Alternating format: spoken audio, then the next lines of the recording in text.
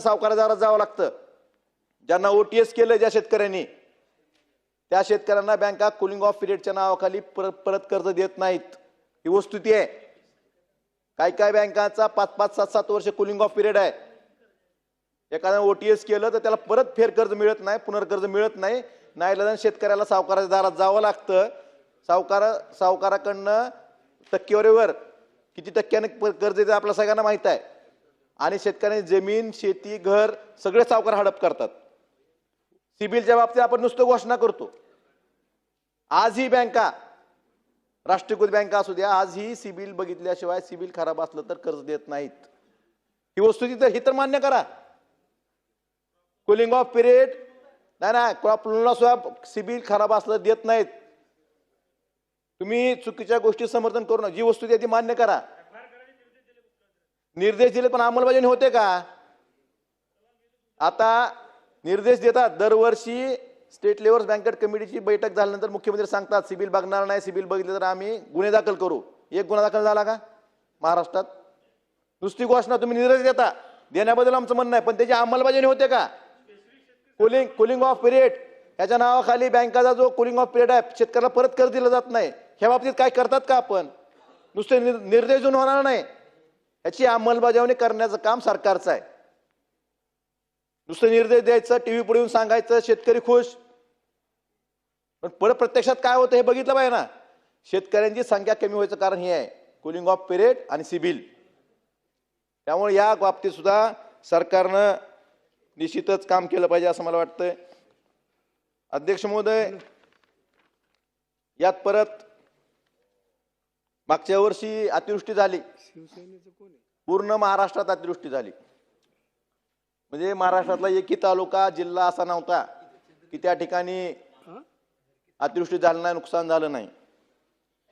असंच आता जसं तुम्ही 36,000 कोटीचं पॅकेज कर्जमाफी जाहीर केली, त्यावेळेस जाहीर केलं 32,000 कोटीचं पॅकेज, देशातलं सगळ्यात मोठं पॅकेज, आजपर्यंतच्या इतिहासातलं सगळ्यात मोठं पॅकेज। आपण घोषणा अशा करतो मोठ्या, तो त्या घोषणेनंच माणूस गार होतो। पण त्या 32,000 कोटी पैकी प्रत्यक्ष आतापर्यंत किती खर्च झालेत त्याचं उत्तरात कोण सांगणार आहे का सरकार? या 32,000 कोटी पैकी शेतकऱ्यांच्या खात्यावर किती गेले, बाकीच्या ज्या गोष्टी होत्या त्यासाठी खर्च किती झाला, ह्याचं उत्तर देणं गरजेचं ना सर। 1 वर्ष झालं, माझ्या माहितीप्रमाणे फक्त 14-15,000 कोटी रुपये त्यात खर्च झाले। मागच्या वर्षी ते पॅकेज जाहीर केलं, पॅकेज मधले किती खर्च झाले? 32,000 कोटी जाहीर केलं तुम्ही, त्यातले प्रत्यक्ष खर्च किती झाले याचं उत्तर मिळालं पाहिजे ना महाराष्ट्राच्या शेतकऱ्याला किंवा सर्वसामान्य माणसाला। नुसती मोठी गोष्ट मामा उत्तरात द्या, 32,000 कोटी पैकी प्रत्यक्ष खर्च किती झाला? ठीक आहे, ठीक। एक साधं उदाहरण सांगतो, जमीन खरडून गेलेलेच। जमीन खरडून गेल्याला सगळ्यात मोठी अमाऊंट जाहीर केली, 3.5 लाख रुपये हेक्टरी देणार। महाराष्ट्रातला एक शेतकरी दाखवा, एक, त्याला 3.5 लाख रुपये मिळालेत। एक शेतकरी 20-20 फूट जमीन खरडून गेली, पण एकाही शेतकऱ्याला 3.5 लाख रुपयातले 3.5 रुपये सुद्धा मिळाले नाहीत। आता ही तुमची संवेदनशीलता आज नाही म्हणता। महाराष्ट्रातल्या एकाही शेतकऱ्याला मागच्या वर्षी पावसाळ्यात 1 वर्ष पूर्ण होतं, आता जमीन खरडून गेली, त्याची माती वाहून गेली, एकाही शेतकऱ्याला 3.5 लाख रुपयाची सगळ्यात मोठी अमाऊंट होती, त्यातली एकाही शेतकऱ्याला 3.5 लाख रुपयातले 3.5 रुपये सुद्धा मिळालेले नाहीत। आता माझा प्रश्न आहे, त्या शेतकऱ्याने पेरणी कशी करायची, कुठं करायची, याचं उत्तर सरकारने देणं गरजेचं आहे। नुसत्या घोषणा मोठ्या करायच्या, प्रत्यक्षात अंमलबजावणीचं काय, याचं उत्तर सरकारने देणं गरजेचं आहे। मागच्या वर्षी जलसंधारण विभागाची जलयुक्त शिवार टप्पा 2 हे तर भ्रष्टाचाराचं कुरणच आहे। नाही तुम्ही ऐकून घ्या, मी सांगतो उदाहरण एक, या हो सांगतो ऐका ऐकून। जलयुक्त शिवार टप्पा 2 मधून तुम्ही गाळमुक्त धरण आणि गाळयुक्त शेती ही एक योजना आहे। मागच्या वर्षी 10 मे पासून महाराष्ट्रात पाऊस चालू झाला, कुठलंही धरण कोरडं पडलं नव्हतं। कोट्यवधी रुपये गाळ काढण्यासाठी आणि शेतकऱ्यांना टाकण्यासाठी खर्च केले, पण तुम्ही ज्या शेतकऱ्यांची जमीन खरडून गेली त्या शेतकऱ्यांना रोजगार हमी दाखवता गोगावले शेटची, पण त्यातच जर तुम्ही ह्या गाळमुक्त धरण मधून जर त्यांना गाळ टाकून दिला असता तर ते शेतकरी आज पेरणी करू शकले असते. एवढा तुम्हाला संवेदनशील तुमच्यात नव्हती का जागी? आज त्या शेतकऱ्याला धरण माती वाहून गेली, तिथं माती नाही, पेरणी कुठं करायची हा प्रश्न ज्या पुढे पडलाय. तुम्ही अशा योजना ज्या जलयुक्त शिवार मधनं तुम्ही बाकीच्या ज्या तिथं भ्रष्टाचार झाला खूप मोठ्या प्रमाणात. 10 मे पासून पाऊस पडला होता, एकही धरण कोरडं नव्हतं. माझ्या जिल्ह्यात सांगतो, माझ्या जिल्ह्यातलं सांगतो, दिलंय मी तक्रार दिली सचिवाकडनं. माझ्या धाराशिव जिल्ह्यातच 10 मे पासून पाऊस पडला, एकही धरण कोरडं नव्हतं. कोट्यवधी रुपये धरणातून गाळ उपसून माती टाकायसाठी शासनाने खर्च दाखवले जलयुक्त शिवार योजनेतून. आणि शेतकऱ्यांना ज्याची खरी माती वाहून गेली त्याला तुम्ही रोजगार हमी दरवाजा दाखवता. या ठिकाणी मंत्री महोदय आहेत, रोजगार हमी मंत्री महोदय, त्यांनी सांगावं की महाराष्ट्रातल्या किती शेतकऱ्यांना रोजगार हमी योजनेतनं माती खरडून गेल्याच्या ठिकाणी गाळ टाकण्यासाठी आपण रोजगार हमी योजनेतनं पैसे दिले, या आकडेवारी जाहीर करावी. पायाभूत सुविधेच्या बाबतीत रस्ते असतील, बंधारे असतील, वाहून गेलेत. आपलं सरकार एवढं गतिमान आहे भाऊ की मागच्या वर्षी अतिवृष्टी झाली, केंद्र सरकार डबल इंजिन सरकार आहे. तुम्ही प्रस्ताव तर पाठवायला पाहिजे ना. 3 दिवसापूर्वी प्रस्ताव गेला आपला. किती एवढं गतिमान सरकार आहे आपलं. सक्षम लोक सक्षम आहेत का? गरज नाही का? एवढी अनास्था कशी? तुम्हाला बाकीच्या गोष्टी करायला वेळ आहे, 24 तास राजकारण करता. हा पक्ष फोड, तो पक्ष फोड, हा नगरसेवक फोड, हे जी निवडणूक हा बिनविरोध कर, ह्याला दाब दे, काही कर. ह्या गोष्टी कोणी, तुम्हाला ज्या गोष्टीसाठी निवडून दिलंय त्या गोष्टी कोणी करायच्या? तुमची जबाबदारी आहे का नाही? काय केंद्र सरकारकडे 28,000 कोटीचा प्रस्ताव 3 दिवसापूर्वी गेलाय. एक वर्ष तुमचे प्रस्ताव जात नाहीत. तुमचं लक्ष कशात आहे? सरकार चालवण्यामध्ये लक्ष आहे तुमचं का बाकीच्या गोष्टी करण्यात लक्ष आहे? 1 वर्ष प्रस्ताव तुमचा गेला नाही, 1 वर्ष. मामाचं नाही ते डिपार्टमेंट, तुमचं आहे, तुमच्या पक्षाचं. सगळे मामावर ढकलू नका बिचारा.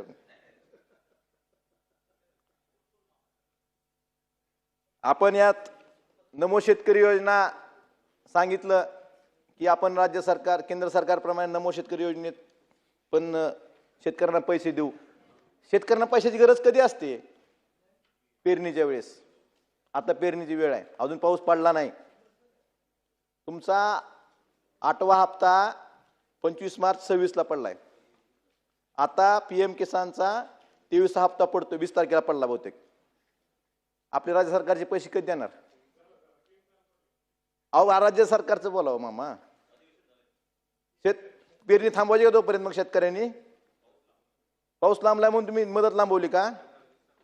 अरे काय उत्तर किती तुम्ही, म्हणजे आता तुम्ही चेष्टेत घेऊ नका विषय. ज्या एखाद्या ज्याचं फक्त शेतकऱ्याचं फक्त उत्पन्न साधन शेती असतं त्याला लक्षात येतं की पेरणीच्या वेळेस खताला, बियाण्याला, खताची किमती किती वाढल्यात. आता तुम्ही देऊन किती देता? 3 पोत्याचे पैसे आहेत फक्त खताच्या. 6,000 मध्ये 3च पोती येतात. किती पट किमती वाढल्या? त्या प्रमाणात मालाची किमती वाढल्या का? तुम्ही निर्ममागा सांगितलं कापसाची किंमत, भाव एवढे वाढले. सोयाबीनचे 7,500 रुपये सोयाबीन प्रति क्विंटल झालं. कुणापाशी आहे? किती शेतकऱ्याजवळ कापूस आहे, किती शेतकऱ्याजवळ सोयाबीन आहे? आता त्यावेळेस गरज असते, नाईलाजाने विकावं लागतं. आणि आपण म्हणजे शेतकऱ्याजवळ असला भाव नसतो. आपल्याकडे कुठलीही व्यवस्था नाही साठवणूक करण्याची. ह्या बाबतीत आपण काम करतोय का? आपण $500 ट्रिलियन इकॉनॉमी करायचं म्हणतो शेतीची. शेतीसाठी मागच्या अर्थसंकल्पीय अधिवेशनात सांगितलं होतं, पण तरतूद किती केली त्यासाठी? आपण पीक विमा योजना बंद केली, 1 रुपयात पीक विमा योजना. आणि त्यावेळेस काय सांगितलं गेलं की कृषी समृद्धी योजनेतून दरवर्षी आपण 5,000 कोटी रुपये शेतीच्या विस्तार योजनेसाठी देऊ. मग आज रणधीर भाऊ सांगत होते विस्तारमध्ये काम झालं पाहिजे. तरतूद किती आहे? मागच्या वर्षी तर 1 रुपया नव्हती, ह्या वर्षी फक्त 2,000 कोटी तरतूद आहे. आपले पीक विमा योजनेतले पैसे वाचले ना, दरवर्षी 1 रुपयात पीक विमा योजनेतले पैसे जेवढे वाचले तेवढे आपण कृषी समृद्धीमध्ये द्यायचं ठरलं होतं. दरवर्षी 5,000 कोटी देऊ म्हणून सांगितलं होतं, दिले किती? 2,000 कोटी. ही वस्तुस्थिती आहे ना. मग नुसतं तुम्ही घोषणा करायच्या, प्रत्यक्ष अंमलबजावणी काय ह्याचं उत्तर आपण दिलं पाहिजे. आणि नमो शेतकरी महासन्मान योजना, आता शेतकऱ्यांना पेरणीच्या वेळेस गरज असते पैशाची, मग कधी देणार पैसे? म्हणजे तुम्हाला बाकीच्या गोष्टीसाठी पैसे आहेत, पण आता पेरणीला सगळ्यात अडचणीत शेतकरी पेरणीच्या वेळेस असतो. हप्ता कधी पडणार हे आपण सांगितलं पाहिजे. आणि पेरणीच्या आधी शेतकऱ्यांना पैसे कसे मिळतील यासाठी सरकारनं प्रयत्न करावेत. यात कृषी यांत्रिकीकरणाचा उल्लेख आहे. मामा, तुम्ही तुमचं कृषी खातं तुम्हाला सगळं महाराष्ट्र मामा म्हणतो, पण तुम्ही शेतकऱ्यांना मामा बनवले नाही हो. सांगतो ना मी, तुम्ही जे सांगितलं कृषी यांत्रिकीकरणामध्ये तुम्ही लॉटरी काढली, 36 लाख अर्ज आले, 36,03,338 अर्ज आले. तुम्ही काय केलं? यात रद्द किती केले? 31,64,805 अर्ज रद्द केले. का केले? काय पेंडिंग नाहीत, रद्द आहेत. पत्र आहे माझ्याकडे, त्यांची प्रेस नोट आहे. रद्द केलेत. पुरावा देऊ का निर्भू? आणि काय का का रद्द का केले? उत्तर रद्द का केलेत? रद्द का केले सांगतो. हो, मी वाचून दाखवतो तुमची प्रेस नोटच. विहित कालावधीत कागदपत्रे अपलोड न केल्यामुळे 31,64,805 अर्ज रद्द करण्यात आले. मला सांगा, तुमची साईटच बंद आहे, शेतकऱ्यांना अपलोड कशी करायची? काय तर सांगा ना. साईट बंद केली, बंद पडली का बंद केली आणि परत शेतकऱ्यावर दोष देता का? हे कुठला प्रकार आहे? 36 लाखापैकी तुम्ही फक्त 2,29,000 पूर्वसंमत दिल्या, आणि तरतूद किती आहे त्याला? फक्त निर्भव 263 कोटीची. म्हणजे तुम्ही 94% अर्ज रद्द केलेत. मला सांगा, एखादा शेतकरी ऑनलाईन मागणी करतो यांत्रिकीकरणात कुठल्याही घटकासाठी, त्याला गरज असल्याशिवाय मागणी करतो का? तुम्ही ज्या दिवशी लॉटरी निघाली त्या दिवशीच साईट बंद करून टाकली. शेतकरी अपलोड करू शकत नाहीत अर्ज. अपलोड नाही झाल्यामुळे तुम्ही अपलोड झालं नाही, कागदपत्र रद्द करून टाकले. हा कुठला न्याय? म्हणजे नुसत्या मोठ्या घोषणा करायच्या, म्हणजे कुणाला फसवताय तुम्ही? शेतकऱ्यांना. तुमच्याकडे तरतूद नसलं करू नका ना, पण उगाच मोठी स्वप्न दाखवायची. बरोबर आहे, पण मामा असं शेतकऱ्याला मामा बनवू नका अशी माझी विनंती आहे तुम्हाला. खरंच असं चेष्टा करू नका कोणाची. म्हणजे साईट बंद करायची आणि परत म्हणायचं विहित कालावधीत कागदपत्र अपलोड झाले नाहीत. एखादा कागदपत्र म्हणजे काय असतं? काय पूर्वसंमतीला कागदपत्र, डॉक्युमेंट, 7/12 कोटेशनच असतं. पण ते जर नसेल तुमच्या जवळ, तुमची साईट बंद असेल, साईट जाणीवपूर्वक बंद केली, तुम्ही कुठल्याही महाराष्ट्र शेतकऱ्याला विचारा, साईटच बंद होईल तुमची. 94% तुम्ही पूर्वसंमत्या रद्द केल्यात, म्हणजे अर्जच रद्द करून टाकले. हा कुठला प्रकार आहे? आता पीक विमा योजना शेतकऱ्यासाठी आहे का कंपन्यासाठी आहे? हा सगळ्यात महत्त्वाचा प्रश्न आहे. मागच्या वर्षी 93,80,000 शेतकऱ्यांनी पीक विमा भरला. संरक्षित रक्कम किती होती? 2400 कोटी रुपये हप्ता भरला. संरक्षित रक्कम होती 31,985 कोटी. आजपर्यंत किती वाटप झाले शेतकऱ्यांना? 1,500 कोटी. 31,000 कोटीच्या संरक्षित रक्कमेच्या अगेन्स्ट त्याच्या बदल्यात फक्त 1,500 कोटी रुपये वाटप झाले. म्हणजे ह्याची टक्केवारी जर काढली तर 4.76% फक्त नुकसान भरपाई मिळाली संरक्षित रकमेच्या अगेन्स्ट. आणि तुम्हाला आठवत असेल, तुम्ही त्या पॅकेजची प्रेस जर बघितली, मी ऐकलं होतं सुधीर भाऊ, त्यावेळेस सन्माननीय मुख्यमंत्री म्हणले होते की आम्ही हेक्टरी 17,000 रुपये विमा देऊ. आता मिळालेली रक्कम आणि शेतकऱ्यांची संख्या, मिळालेल्या रकमेला शेतकऱ्यांची संख्या भागितलं तर 1,600 रुपये प्रत्येक शेतकऱ्याला मिळालेत फक्त विमा. म्हणजे 93 लाख शेतकऱ्यांना तुम्ही 1,500 कोटी दिलेत. प्रत्येकाला कमी जास्त असतील, पण सरासरी जर काढली, भाई कुणासाठी करताय? 17,000 रुपये तुम्ही सांगितलं होतं ना हेक्टरी देऊ म्हणून, दिले का? मग त्या पॅकेजमध्ये त्याचा पण आकडा होता विम्याच्या रकमेचा. मिळाले का ती रक्कम, पैसे कधी मिळणार? तुम्ही ट्रिगर काढले. ट्रिगरच्या बाबतीत आता या वर्षी अल निनोचा प्रादुर्भाव आहे. पेरणी न होणे, काही ठिकाणी पेरणी होणार नाही, पावसाचा खंड पडणार आहे, त्यामुळे उत्पादनात खूप मोठी घट येणार आहे. मागच्या वर्षीपासून सगळ्यांचीच मागणी आहे, कृषी मंत्र्यांची मागणी आहे ट्रिगर काढा म्हणून, पण त्यांचंही चालत नाही.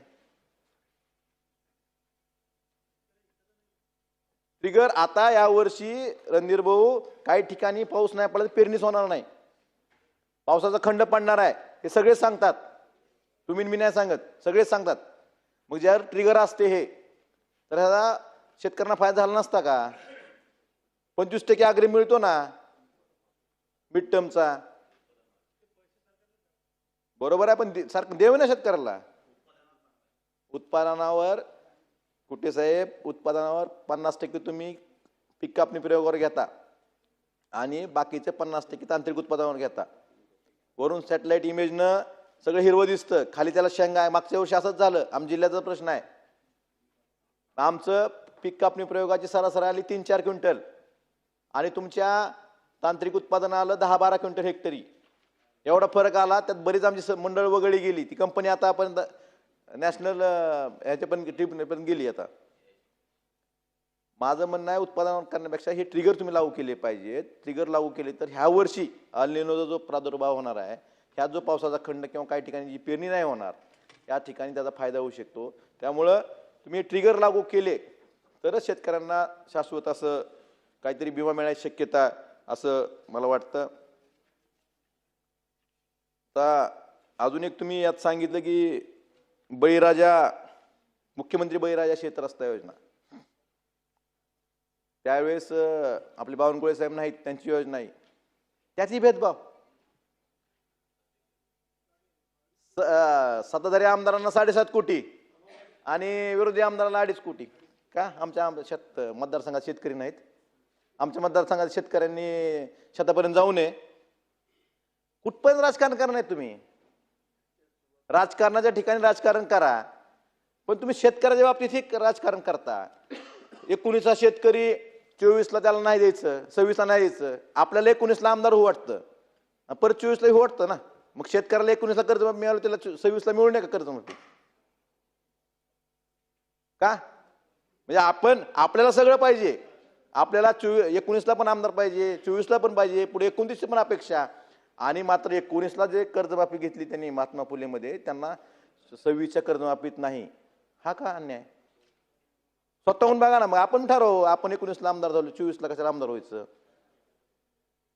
सर्वसामान्य शेतकरी हौसेन जातो का थकबाकीत? बसा बसा बसा बसा, उशिरा आलो. मग शेतकऱ्यांच्या बाबतीत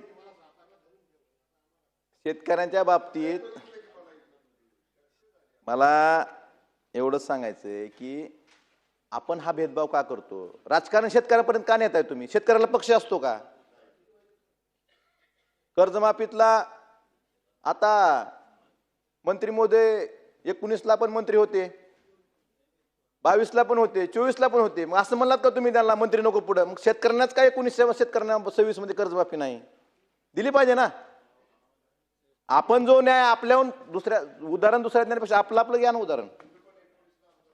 होय, मग तेच म्हणतोय, बोललो तेच बोलतोय मी, तेच बोलतोय. आपल्याला 19ला आमदार होऊ वाटतं, 24ला पण होऊ वाटतं, मग 19 शेतकऱ्यांना 26ला कर्जमाफी का नको?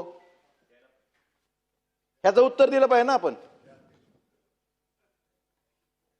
अहो, ते नैसर्गिक शेतीच्या बाबतीत निर्भय तुम्ही बोलले, ह्याची राजकारण. नैसर्गिक शेतीचे गट निवडताना सत्ताधारी आमदारांचं पत्र घ्या. अरे काय कुठल्या गोष्टी आहेत या कुठल्या गोष्टी कशासाठी करायला तुम्ही? ह्याचा विचार आपण करणं गरजेचं आहे. मला ह्या वर्षी अल निनोचा प्रादुर्भाव आहे. कृषी मंत्री मोदी या ठिकाणी बसलेत. एक सूचना करावी वाटते. आपल्या महाराष्ट्रात फळबागा असतील किंवा जे दीर्घ मुदतीची पीक आहेत, फळबागा, ह्याच्यावर अर्थव्यवस्था बऱ्यापैकी अवलंबून आहे. पण जर दुष्काळ पडला दुर्दैवानं आपल्या पडू नये हीच अपेक्षा आहे, पण ह्या फळबागा कशा जगतील? आपण फळबागा गेल्यानंतर परत त्यांना पॅकेज देण्यापेक्षा त्या फळबागा टिकवण्यासाठी आता काय करता येते का बघा. आपल्या जेवढ्या फळबागा आहेत त्या प्रत्येक शेतकऱ्याकडे किंवा रेशीम जे शेतकरी करतोय तिकडे शेततळे आहेत का बघा. ज्यांच्याकडे शेततळे नाही त्या प्रत्येक शेतकऱ्याला शेततळे द्या, त्याला आस्तरीकरणाला शेततळे द्या आणि त्याला जेवढं पाणी उन्हाळ्यात लागतं ती साठवणूक करण्याची व्यवस्था आताच करा, तर ह्या फळबागा टिकतील. कारण एखादा फळबागाचा शेतकरी त्याची फळबाग जर जळून गेली दुष्काळामुळं तर ते कुटुंब परत 5 वर्ष उबदार येत नाही, उद्ध्वस्त होऊन जातं कुटुंब. त्यामुळं फळबागाच्या बाबतीत ही यांनी विचार करावा. खताचा भाऊ रणधीर भाऊ तुम्ही विषय काढला युरियाच्या बाबतीत.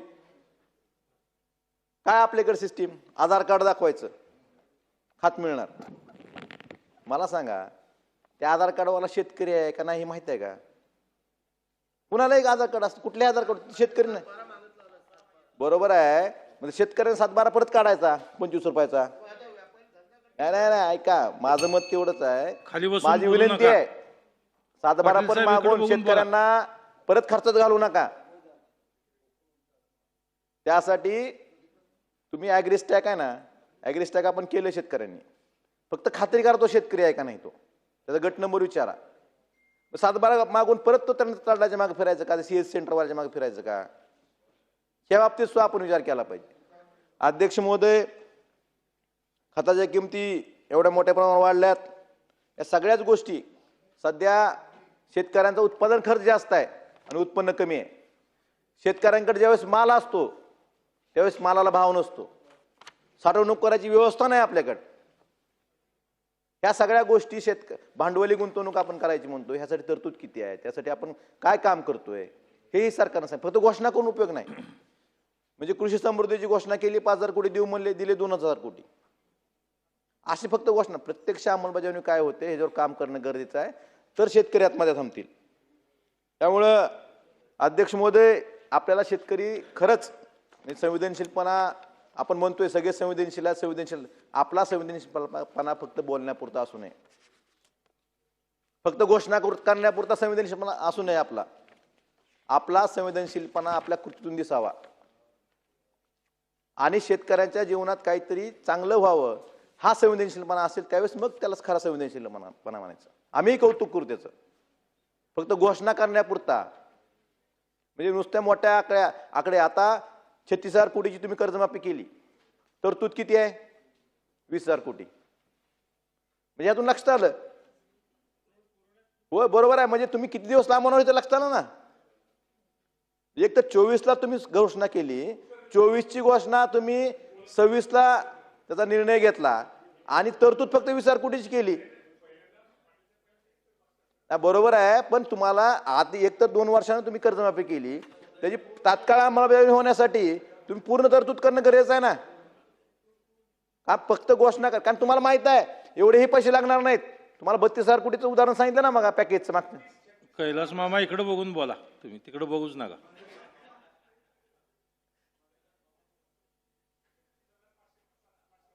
बरोबर आहे, 36,585 कोटीची तरतूद केली. असंच 32,000 कोटीचं पॅकेज पण जाहीर केलं होतं. प्रत्यक्षात किती खर्च झाले, प्रत्यक्षात शेतकऱ्यांना किती मिळाले, खर्च किती झाले, असंच कर्जमाफीचं होणार आहे का? त्यामुळं तुम्हाला खरंच तुमचं संवेदनशीलपणा असेल, खरंच शेतकऱ्याविषयी चांगलं मत असेल, खरंच